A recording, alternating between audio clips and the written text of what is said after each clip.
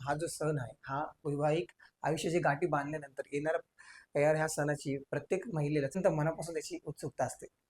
आजच्या दिवशी तुम्ही काय करावं जेणेकरून तुम्हाला त्याची जी फळ आहे ते अतिशय सुंदर प्रमाण भेटेल. ह्यासाठी जी पूजेची जी सुरुवात तुम्ही करणार त्यासाठी 2 सुपारी तुम्ही त्या ठिकाणी न्या. त्या सुपारीला अक्षता व्हा. त्यानंतर त्याला धूपदीप व्हा.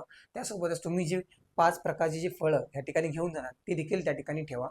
आणि हे सर्व दाखवल्यानंतर तुम्ही कलशामध्ये जे पाणी घेऊन जाणार ते पाणी संपूर्ण झाडाभोवती प्रदक्षिणा घालून ते पाणी सोडा.